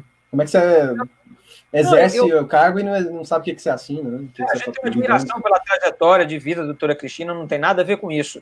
Eu só estou dizendo que ela é uma das nossas melhores vereadoras na Câmara. Isso é comum na cidade. E uma das nossas melhores vereadoras na Câmara tratou esse assunto dessa natureza. Então, peraí, ué. E os outros 34? Muito teve pior. Teve vereador que disse que não sabia que era tantos %. Ora, como assim, meu irmão? Isso aí não tem condição, cara. Não tem condição. Marcos, deve ter vereador lá que não sabe o que é plano diretor, Marcos. Certamente. Certamente. Então, assim, o plano diretor, eu sou muito a favor, assim, da gente não ficar fazendo fisiologismo político e nem fazendo discurso em cima de discurso. Eu estou muito representado pela fala do Helder. Eu trabalho há 7 anos com o programa de combate à extrema pobreza, redução de vulnerabilidades sociais. Eu sei que a pobreza é um aspecto, é uma coisa que é multidimensional, ou seja, ela não é só a falta de dinheiro, nem a falta de emprego. A pobreza é quando eu vou morar lá, você sabe aonde, e eu tenho que gastar 4, 5, 6 horas de ônibus, às vezes nem tenho ônibus, eu desço no último ponto, ainda caminho mais 2, 3 quilômetros para chegar em casa, sem iluminação pública, que alguém fez um bairro irresponsavelmente, para distribuir casa irresponsavelmente, para atender compromissos políticos que não eram, de fato, aquilo que deveria ter sido feito para a cidade. Não discutir o programa de habitação com a cidade, como cidade inteligente, trazer as pessoas para mais perto dos equipamentos públicos, ou distribuir melhor os equipamentos públicos antes de pensar em adensamento populacional ou em expansão territorial. Ora, o que é isso? É contra essas coisas que a gente precisa pensar. Dizer, olha, esses vereadores que votaram, dá tempo ainda da gente sentar com cada um deles e dizer assim, por que você votou? Explica para mim por que você votou. Beleza, você votou assim, e o que é que nós vamos dizer para as pessoas que nós vamos botar para morar lá? E o que é que nós temos já preparado de instrumento público, equipamento e recurso para viabilizar habitação e outras infraestrutura para essas localidades? Então, se não tiver resposta para essas perguntas, então não é preparado para ter novamente o voto, né? Exatamente, na minha opinião, não tem motivo razoável, racional, para ter votado favorável. Então, eu não daria uma segunda chance. Se fosse eu, já tivesse um mandato, eu digo para todo mundo, olha, se me derem a chance, eu quero ter um mandato só. Até para eu saber se eu vou conseguir servir bem a população. Se a população, depois de um mandato, disser que não, está tudo certo. Às vezes eu mesmo me convenço, olha, um mandato eu não fiz bem a população, não quero cair no fisiologismo de ter 8 mandatos em busca do 9º, por exemplo, entre outras... Como o Anselmo Pereira, né? Aí você está dizendo, eu só estou trazendo aqui, eu só estou jogando. Ele está dizendo, ele tem os dados. É só olhar a história das legislaturas.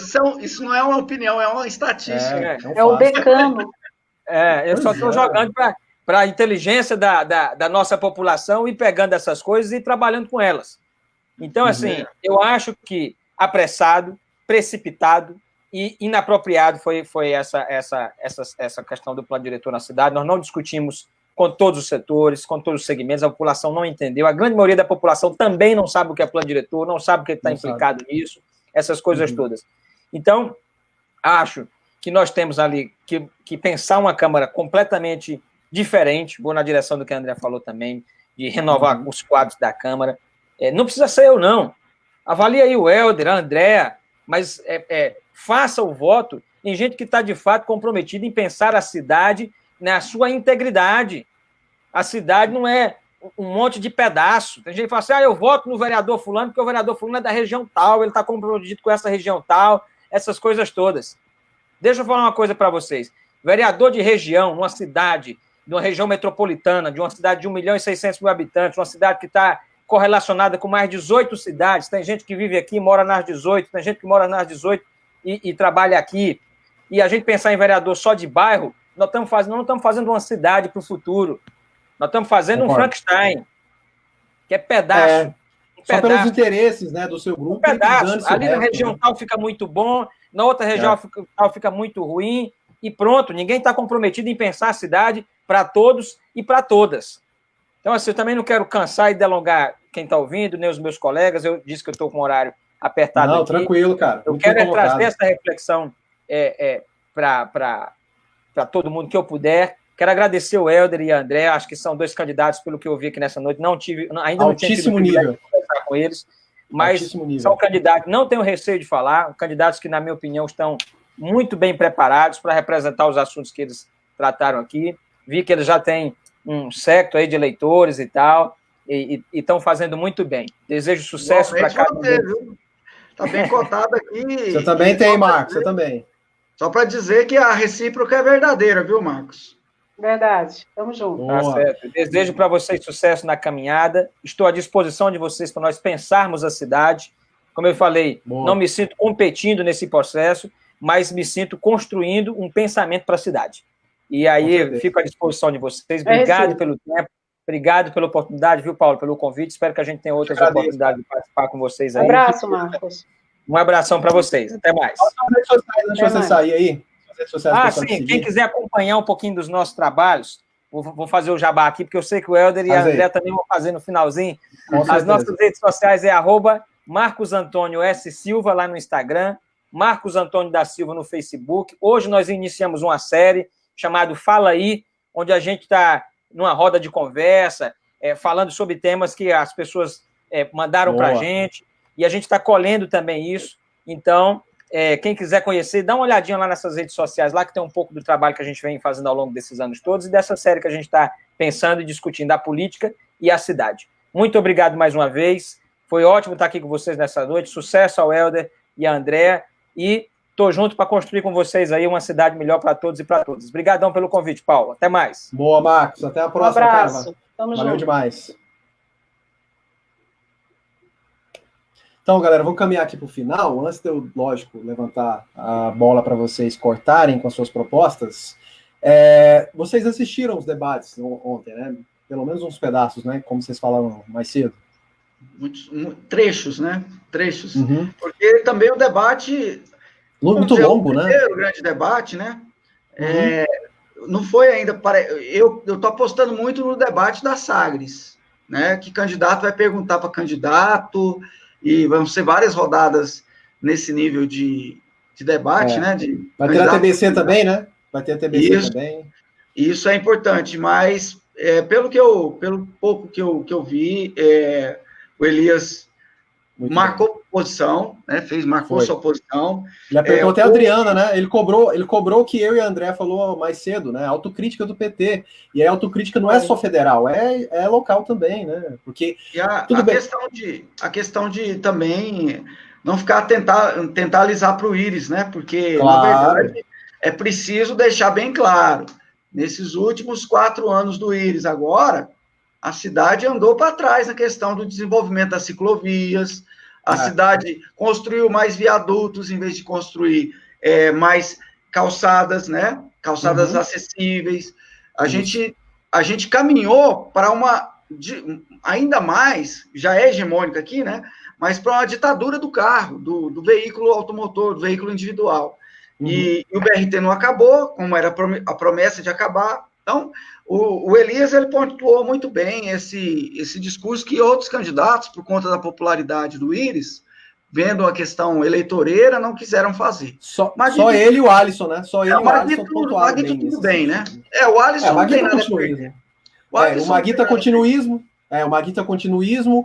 A Adriana Costa ainda está muito engessada no que o pai dela, do que o próprio Pedro Luiz, que é o vice dela, fez. O Vanderlan quer ser Nossa, o Vanderlan foi o pior de todos. Nossa, o Vanderlan foi o pior de todos. Não sei se vocês têm essa impressão, mas para mim ele foi o pior. O Diário da Manhã não tem nem vergonha na cara de falar que ele venceu o debate. Que porcaria de debate que eles viram. Ele não ganhou porcaria nenhuma, ele foi o pior. Olha, não falou nada com nada. Só ficou trocando alfinetada ali com o Maguita e com o Alisson Lima. Que porcaria de candidato é esse, gente? Conselho de jornalista, não confie no Diário da Manhã na época de campanha. Não, eles estão abertamente pró-Vanderlan e Caiado. Não confie no Diário da Manhã. Respeito meus colegas lá, mas eu sei que eles não têm essa culpa, né? Mas a direção do jornal. É a direção do jornal. O Wellington foi meu orientador, inclusive. Eu tenho muita gente boníssima. Um abraço a ele, um abraço ao Ulisses, que passou por umas pesadas agora. Isso. Ele teve internado com Covid, Teve Covid, né? Uhum. Uma coisa bem séria, me parece. Então, e aí torcendo também aqui, aproveitando, pelo padre Valmir Garcia, também lá da Matriz, também está internado com Covid, fiquei sabendo agora, torcendo, rezando para ele sair dessa, que é um cara que eu admiro muito também. Exatamente. Como é que foi a sua avaliação do debate de ontem, pelo que você viu, André? Eu achei que o Elias foi muito bem. Eu acho que tem que ter mais debate mesmo e tem que levantar as questões principais. Eu acho que aquele debate foi um debate meio frio. Eu acho que tem que ser uma coisa engessado. Mais... Isso, tem que ser uma coisa mais acalorada. Eles só ficaram respondendo perguntas dos empresários, né, e jornalistas. Tem que responder perguntas uns dos outros, né? O bom de debate é esse. O bom é isso, eu acho que tem que ter. Isso, e eu espero que os próximos tenham. Respeitosamente, mas tem que ter, senão o Helder não falou, né? Nada. Isso, o Helder falou que na Sagres e provavelmente na TBC, que é o próximo da TV, e talvez o único, que parece que a TV Anguera, a Serra Dourada, e a TV Goiânia Band e a Record não vão fazer. Por que não vão fazer? Quem perde é a população. Quanto mais debate, quanto mais as pessoas conhecerem as propostas dos candidatos, melhor. Ninguém vai ficar parando 10 minutos todos os dias para ver a campanha eleitoral. Então, o debate é muito importante para isso. Nem todo mundo tem acesso às lives, como essa, né, que discute em todos os pontos importantes de Goiânia, da política. Então tem que ter debate, gente. Por que vão acabar os debates? Vai aparecer em 1998. Em 1998 também não teve debate. O FHC comprou todo mundo, a Globo e o Caramba 4, e não teve debate. Por quê? Porque foi bom para ele se reelegeu. Né? Então é isso. É isso. A Record mesmo rompeu o debate, foi a primeira, se não me engano, a anunciar o cancelamento. Por quê? Para beneficiar o Russomano em São Paulo, para beneficiar o Crivella no Rio de Janeiro. Então a gente tem que cobrar para voltar a ter debates. Tem que ter, também acho. Mas no geral, eu acho que é muito importante os debates, e tem que ter, e eu acho que é um ambiente propício para realmente o Elias Vaz mostrar ali e fazer a diferença. Mostrar que é diferente e que é melhor. Porque, como você disse, Maguito é mais do mesmo, Vanderlan é muito do pouco, e eu acho que tem que mudar. Bolsonarista. Então, vai ser o candidato do Bolsonaro aqui, viu, gente? Quem está pensando em votar em Vanderlan e não gosta do Bolsonaro, reveja, porque ele vai ser o candidato do Bolsonaro aqui, viu? Assim como o Crivella no Rio e o Russomano em São Paulo. Difícil. Vamos aguardar, né, para ver os próximos. É isso aí. Aliás, para dizer isso aí, é uma coisa já para a gente pensar para o segundo turno. Isso. Né? Segundo turno, independentemente do que for, acho que esse campo progressista no Brasil inteiro precisa estar do lado onde não está candidato bolsonarista. Exatamente. Né? Por exemplo, se for, já praticando aqui o que é mais provável, né, usando a Realpolitik, se for Maguito Vanderlan, gente, vamos ter que ir de Maguito. Vanderlan não dá. Ele é candidato bolsonarista. Gente, mesmo porque, convenhamos, né, aqui fazendo também, o Maguito sempre respeitou muito os outros partidos.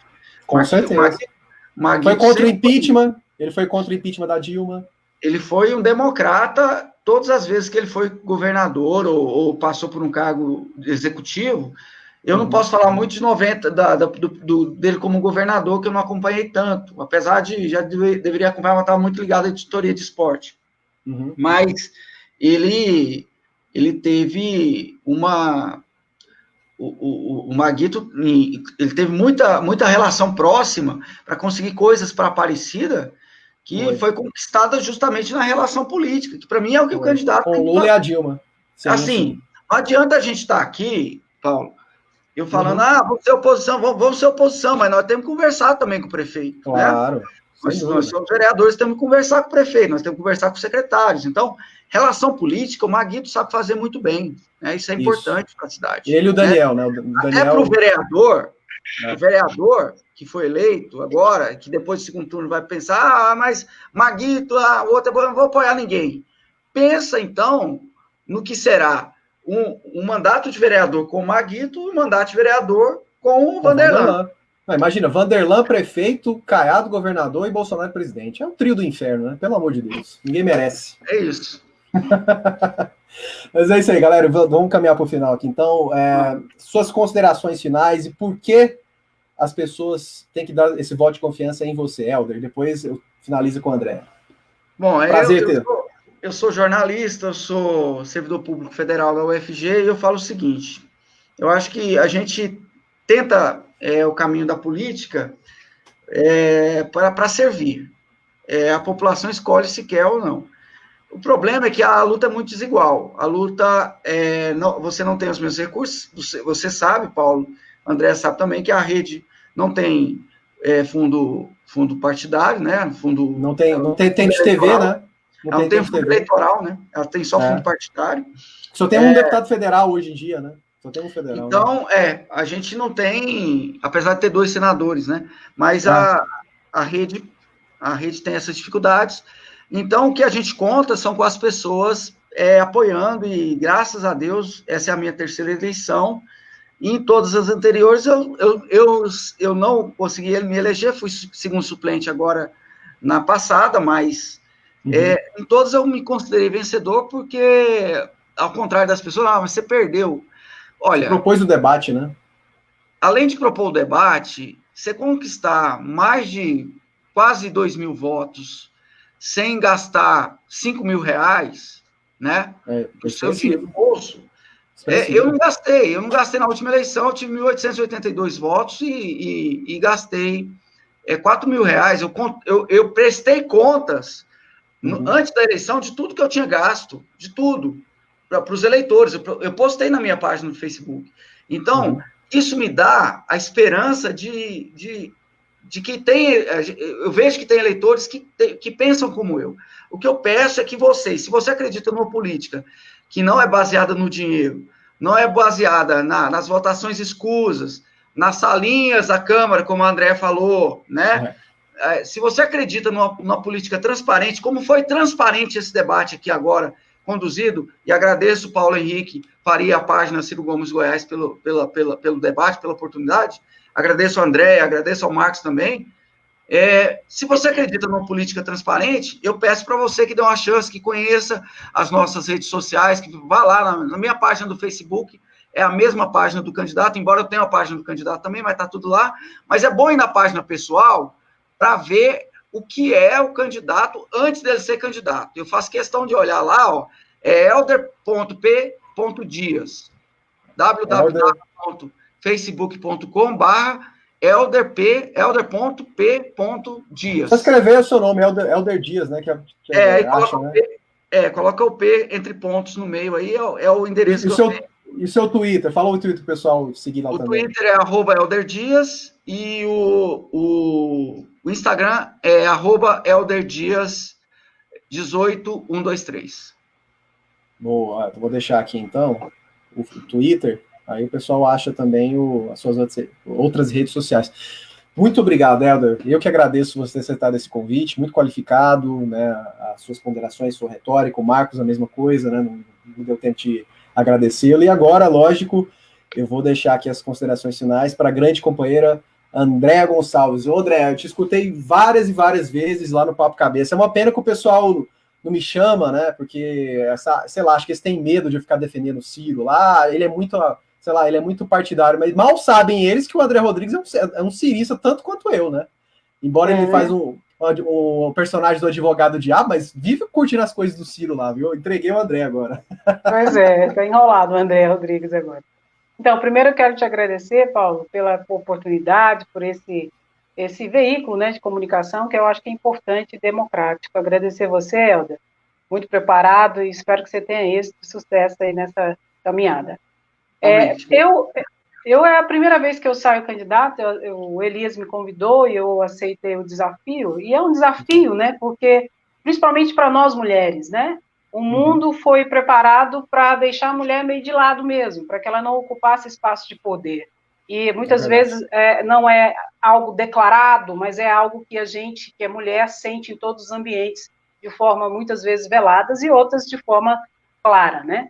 Tanto que na legislatura passada tinha 3 mulheres e agora, nessa atual, tem 4 mulheres, né? E eu penso que a minha proposta principal é renovação. A gente tem que mudar a Câmara Municipal. Eu vou dizer para vocês, na minha concepção, que essa é uma dos piores grupos de vereadores de Goiânia. Minha opinião. Por tudo que eu tenho vivenciado durante quase 6 anos, enquanto sindicalista e acompanhando tudo que aconteceu e está acontecendo na Câmara Municipal. Então, é necessário a renovação ali, uma mudança. E eu me proponho a isso, né?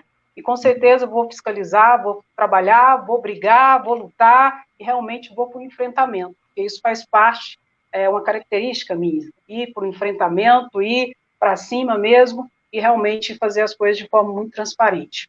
E para você que não me conhece, se você for no meu canal, Andréa Gonçalves, vai lá no YouTube, você digita Andréa Gonçalves, que já vai sair o meu canal.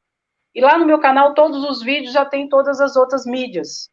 Twitter, Facebook, Instagram, você vai achar tudo lá. Lá eu falo um pouco, né, de todo o meu trabalho, em que eu faço um trabalho de utilidade pública, conscientizando os servidores públicos, conscientizando os trabalhadores, conscientizando aquelas pessoas que estão dependendo, por exemplo, de auxílio emergencial, de FGTS emergencial, estão esperando a prorrogação do seguro-desemprego, uma série de situações que, com certeza, afeta diretamente aquelas pessoas que mais precisam e que muitas vezes são deixadas de lado. Essa também é uma plataforma, uma luta que eu tenho como um caminho sem volta. Precisamos de representantes que olhem para as pessoas mais carentes, que lute, que seja a voz dessas pessoas. E eu tenho isso dentro de mim. E se você me der o seu voto de confiança, nós vamos fazer um bom trabalho lá. Vai lá no canal André Gonçalves no YouTube, você vai conhecer um pouquinho mais. Muito obrigado, meninos. Eu que agradeço, André. Parabéns pelo seu discurso, pelo seu posicionamento, né? Por trazer o debate, né? No seu próprio canal, nas suas redes sociais. Como eu falei, né? Embora só eu e o Éder sejamos jornalistas, de nós 4, mas todos nós somos comunicadores, né? Verdade. Todos nós temos algo ao dizer, e não é pouca coisa, não é pouca coisa. Embora a gente não tenha muito dinheiro, não tenha tanta força midiática, mas a gente faz o nosso barulho. E foi exatamente por isso que eu fiz essa live aqui, né? Foi para trazer as propostas de cada um de vocês e dizer que Goiânia merece mais. E não é só um slogan de campanha, é porque, assim, nós temos grandes candidatos dos 3 partidos.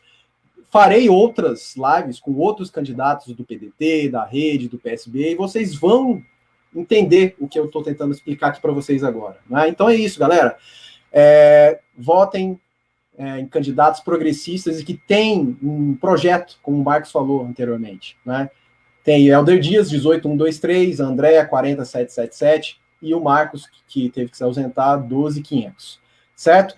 E também pesquisem sobre o Elias Vaz e o Genival Naves. Genival, para quem não conhece, ele é o vice, né? Ele é vice-presidente também metropolitano do PDT, é um empresário também progressista, brisolista, que está alinhado também a esse discurso nosso do PDT, né? Essa constituição política, né? Que o Ciro está tentando reincorporar no nosso partido, né? Que foi muito forte nos anos 80 com o Brizola, e quem sabe...